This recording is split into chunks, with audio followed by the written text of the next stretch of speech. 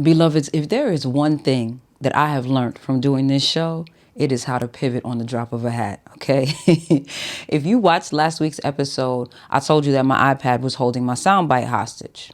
Okay, well, it appears that the Apple product line is tag teaming and they're trying to see if I'll break under the pressure. Now, if you've been down since season 2, you know that I recorded an episode in the hallway of my building wearing clothes that didn't match, surrounded by random pieces of furniture with no mic, awful reflections, making the episode sound like pupukaka, and with someone walking up to me, talking to me in the middle of the episode. Dear Apple, I've dealt with a lot of abandonment and embarrassment in the past 2 years. I am grossly unimpressed by your harassment. In the words of the great ancestor Maya Angelou, I have a certain way of being in this world, and I shall not be moved. Sincerely, Unshaken. That said, passionates, if you don't already have your pens, your notebooks, and your libations, go get them while the intro is playing. I'm about to tie this very interesting turn of events into this week's episode and give you 2 lessons for the price of 1. We're getting into it today. Passion public service announcement. Passionates, let me tell you something. So what is this Passion PSA podcast? Who am I? Well, they call me Passion, short for passion no last necessary. Why is there no last name necessary? Because the first name says it all. I am passion and all that embodies. What do I do here? I give you the life coaching that you know you need, but don't enroll yourself in. When did I start? Actually, 2017. I'd leave a PSA on my Instagram regarding something I'd observed, and now we've evolved to this. Why do I do it? Why not? If even one person is able to take away one thing that changes their life, someone else's life, or changes the world for the better, then I've done what I was charged to do. So come on in, sit and listen for a while. There's something here for everyone at the Passion PSA podcast. Okay, Tamar. Greetings and salutations, my beloved passionates, newcomers, visitors, and guests. Welcome to another episode of the Passion PSA podcast, where I, Passion, no last necessary, your get you right guru, issue a weekly public service announcement about whatever I have observed or was on my mind. This is a for your consideration zone where the objective is to offer you a perspective you may not have previously considered to both A, expand your thinking, and B, aid you in becoming a better version of yourself, for yourself, and for others. This is a safe space, but not necessarily a delicate one. I will never rob you of your right to feel what you feel. Same way I won't sugarcoat the truth to make it more palatable.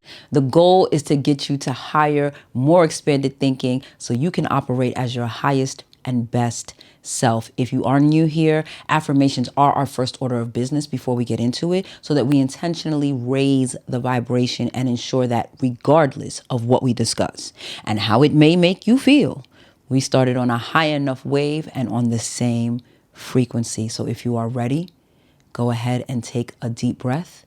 You are always welcome to repeat after me or to use this time to state your own affirmations.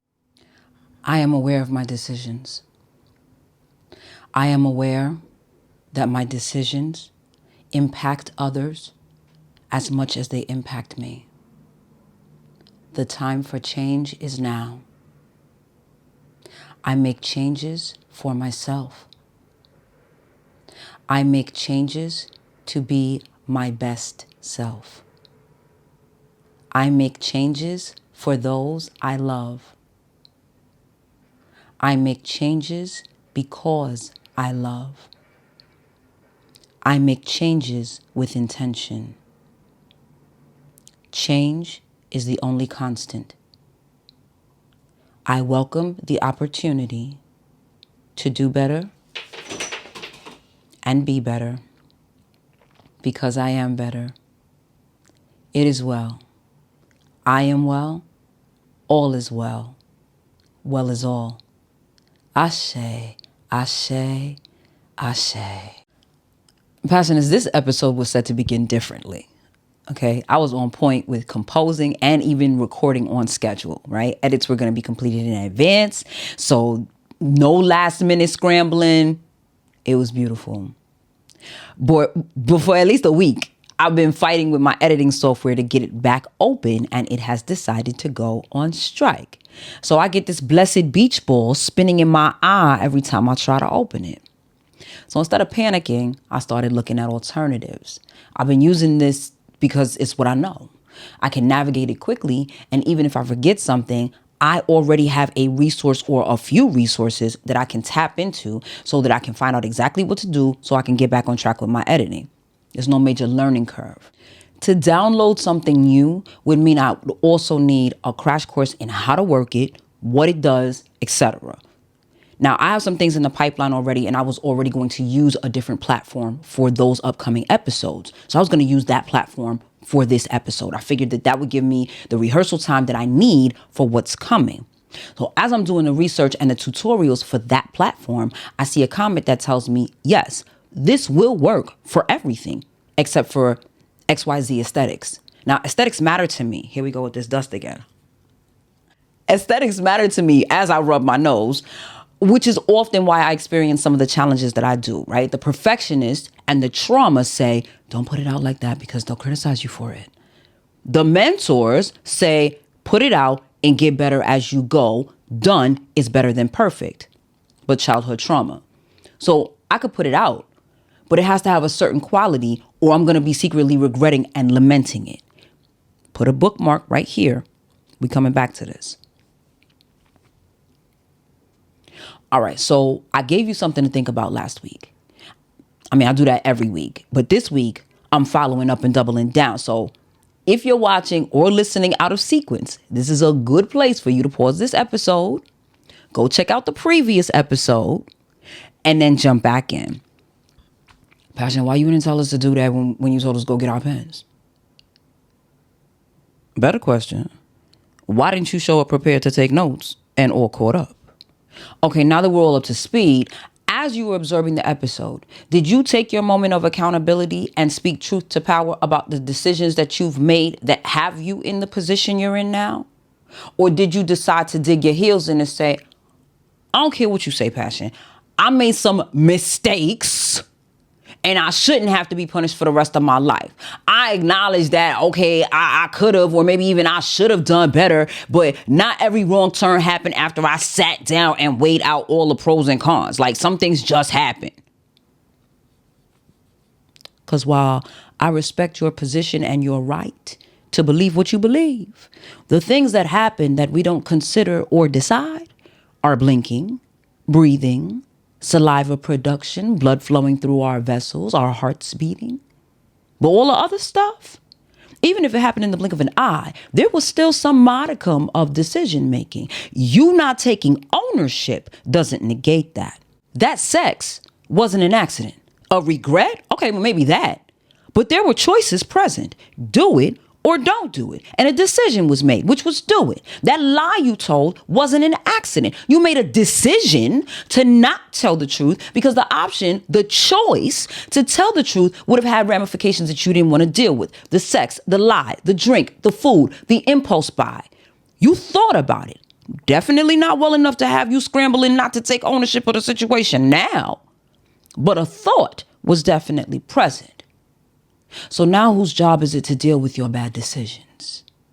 Because see, the thing about making the it's my life and I'm going to live it the way I choose decision and decree is that your life and your poor decisions become other people's responsibilities and burdens.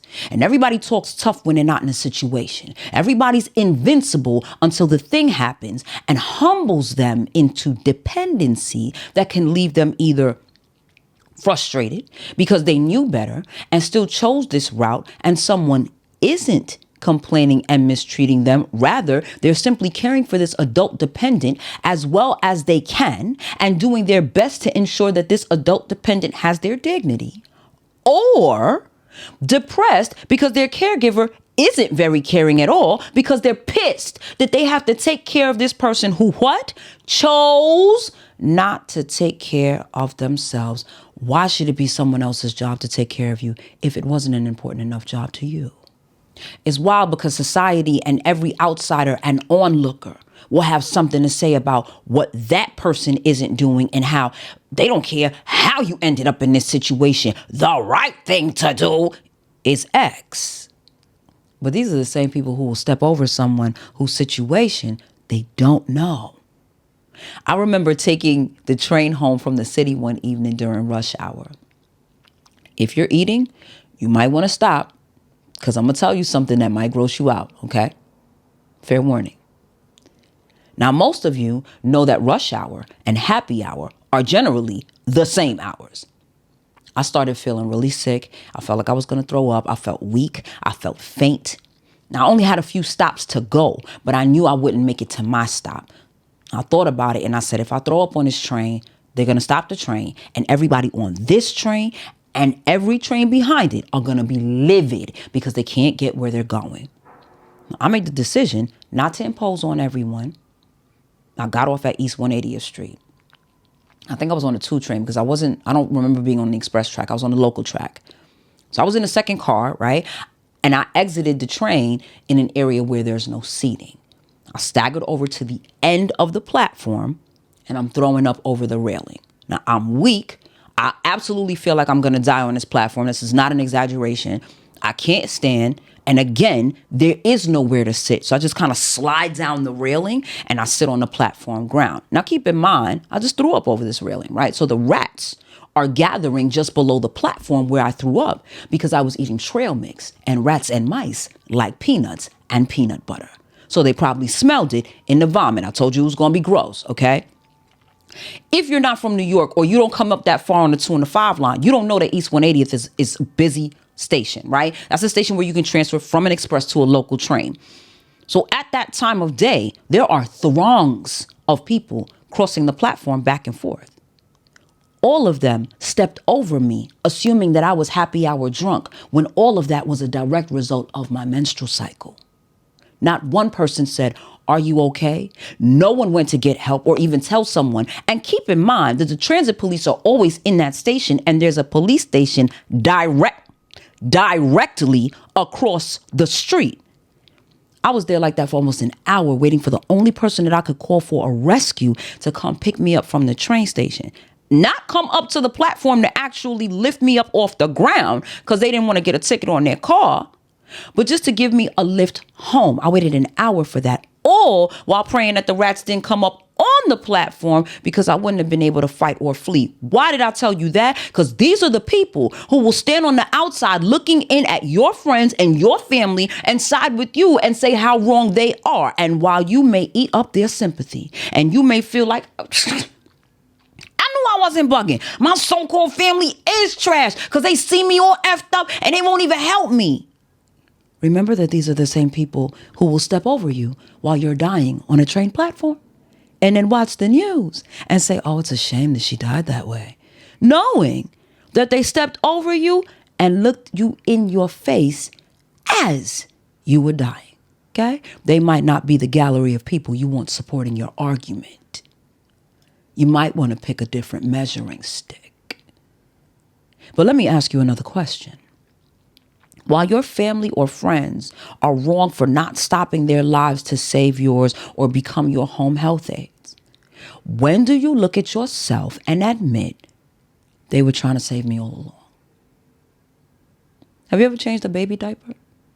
Because if you have, you know some of them can smell like crimes against humanity, okay? And that hurried output is coming from someone who is 22 inches long and liftable. In your fully functioning state, nobody want to go in the bathroom after you drop a deuce, flush, and spray because of how bad it still smells. And now you think this person should want to wipe your big grown backside because you living your life has left you incapable of wiping yourself? You didn't like vegetables. You wanted everything fried and supersized. And if it wasn't showered in salt, it was powdered in sugar. Now you got high blood pressure, clogged arteries, and you're diabetical. Can't walk, can't stand, can't sit, can't lay. And somebody's supposed to now build their life around being your nursemaid. And that seems balanced to you? And it's love because they accept you the way you are? Because they don't make you feel bad about the situation? And Passionists, be very clear. This isn't about size and weight, because I don't care how big you are if you can confirm that you're in good health. Skinny, slim, trim, and healthy appearing ain't no good health meter either. But if you're not in good health and not doing anything about it, that is problematic. If you don't know the status of your health, that too is problematic. If you're winded from lifting something off the floor, that's not a sign of good health. If your muscles are burning after dancing for 2 minutes, there's an issue present. If you're short of breath from standing still washing dishes, something has to change. Low iron can kill you. Muscle fatigue can mean a lot of things. Being winded from lifting something is not a good sign of anything. Your body is struggling. You know these things today, and everybody else who knows these things today is not going to forget your refusal to do differently. When you need help and conveniently forget how callous you were because you decided since nothing happened thus far, nothing will happen. Or because when you weren't suffering from your bad decisions, not mistakes, you chose to make bad decisions and dismiss the probability somehow you'll cross that bridge when you get to it. Beloved, what happens if that bridge is on the other side of your next sleep? I can't tell you how many times I've heard, oh, no one's ever had a problem with it, or I've never had a problem getting, doing, having because of. And I just wonder if it ever occurred to them that some of those people didn't have issues with their behaviors. Because one, taking issue would mean they had to change their own behaviors. And two, most people don't take issue with anything they haven't thought through. It's back to the lotion example from last week. Who's taking issue with lotion that's making your skin soft and smells good? Nobody. Except for the person who read the ingredients, looked them up, and found out they're toxic. So everyone around you sees you using the lotions and has no problem with it because they use them too and because they haven't thought it through. Now here I come, challenging you on the lotion, and your retort is, well, nobody's ever had a problem with it before.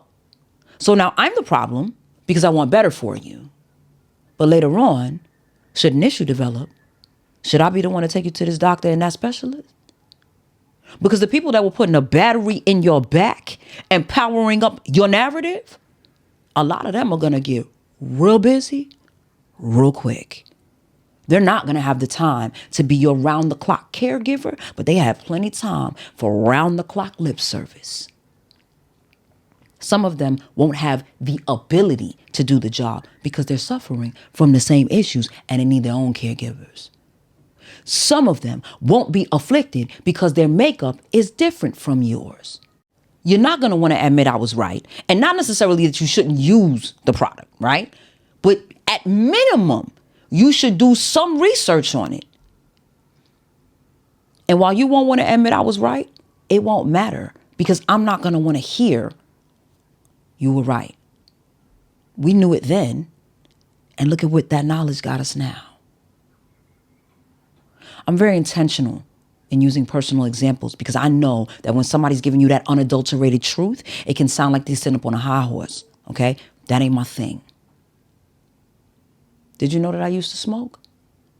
Heavily, too, for a long, long time. And my mother wouldn't miss an opportunity to check me about it either. Now, if I had to deal with an adverse reaction now, even though I quit smoking for good over a decade ago, my mother would be the last person I would want to have to take care of me, and not because I don't want to hear I told you so. She did tell me, and she was right then, and I knew she was right. But that's not something I would want her to have to take on because I chose to make a bad decision every time I picked up a cigarette. I know someone who had to care for someone with cancer. Now, they were the hard days because the individual was suffering. But there were the hard days because the individual would say things that were emotionally and mentally abusive. The individual's decision to do as they chose impacted every aspect of their caregiver's life until and well after the individual transitioned. I know someone who laughed it off, right? They dismissed it. They did what they wanted to do. And when it all fell down, everyone was willing to pitch in and help to do whatever to get them back on track. And all they wanted was to be alone, because they couldn't believe how careless they had been and that they were now in a position where they couldn't do basic things for self. They still make self-deprecating remarks. You can still see the sadness in their eyes months later, because surviving the major event doesn't trump never going through it. Your life is yours, but it's not really yours alone. Every season we talk about how we're all interconnected. The decisions we make for ourselves impact everyone immediately connected to us and even those who aren't directly connected. You had the sex, but we gotta care for the baby. You smoked, but we gotta go for cancer treatments. You committed the crime, but we gotta do the time, the commissary, the visitations, the calls from the penitentiary, the absence, the decision to move forward or wait until you come home, whenever that may be. You keep a nasty house, but we got roaches. You have diabetes, but don't take care of yourself, so we have to live on high alert, because we never know when we're gonna find you at the edge of your life. Like, live your life, friend, and live your best life. But at some point while you're living your best life, you need to be doing some of your best thinking too. Start with this. If the shoe were on the other foot, if I had to care for someone because they chose to do, to act, to believe a thing, would I be willing? And if I didn't have a choice, would I be kind? Would you want to show up for someone who didn't show up for themselves? And if your answer is no, would you want that for you? These are the reasons to start making intentional decisions if you haven't already. You didn't start being alive yesterday. If your 5-year-old is watching this, they didn't start being alive yesterday. People being unwell is not a new thing, but people being intentional about correcting the behaviors, the irresponsibility, that's always a welcome thing. Record scratch, Passion. Because wait. Because how does this tie into Apple software? Like, you be making sense, but sometimes you be reaching, sis. We do what's comfortable. We do what's familiar. We do what's easiest. When I first had to take on the responsibility of producing and editing this show, I told you before, I had no real experience. So everything was piecemeal. I hadn't started getting any kind of business credit, and I hadn't fully immersed myself in business sense. So every expense was expensive. Don't miss that. It was either emotionally, mentally, or financially costly. What was readily available was iMovie. At the time, it cost the least, but now it's costing me the most. I was recording with my iPad and then editing same place. I didn't like Power Director on iPad, so I stuck with iMovie. iMovie on Mac had way more features, but I didn't know how to use them, and I felt like I didn't have time to learn, so I stuck to iPad. And truthfully, I really don't remember what finally propelled me into learning how to do it on Mac, but I did. And it stepped the episode quality up, and it made the editing 10 times easier. And I think I was forced into making that decision. Okay. I did do research to see what other editing software was available. And in the summer off season, I could have been doing the downloading, the learning. I could have already had an alternative in place. I could have done the preventative work when I had the time, but I prioritized other things. In my situation, there was no one to turn to that could churn out the results that I needed in the time frame I needed them. And if they could have, would they have wanted to? My decision to continue doing what I'd been doing resulted in my back being up against the wall now, and ultimately will force me to make the changes I could have made a while back, but didn't want to because doing what was easier was working just fine. The lotion was working, so why go searching for something else, even if it's something better? Because side effects can slow you down or kill you. The side effects of not having editing software when you have an episode to release can slow you down or kill your show. I bet you didn't see that coming. But did it make sense, beloveds? The objective isn't to convict you into shame. It is to convict you, but into deeper thinking. So tell me what you're thinking. Let me know something. Comments, questions, concerns, commendations, criticisms, or critiques, they are all welcome. Listener letters can be sent to my brilliant friend passion@gmail.com, whether you're viewing or listening on your preferred podcast platform. Like, subscribe, turn on notifications, share. Help me help others help themselves. If you would like to be a financial contributor, donations can be made via Podbean, PayPal, Cash App, Linktree, or Zelle. All the links are in the description box. Every little bit helps. It all goes back into the pod. You get your right guru is signing off. Y'all go forth. Be great. Be filled with bliss. Be armed and empowered with knowledge. Remember that your decisions for your life impact all of us. So make the best decisions possible so we can all win, okay? And all things be passionate. See you later.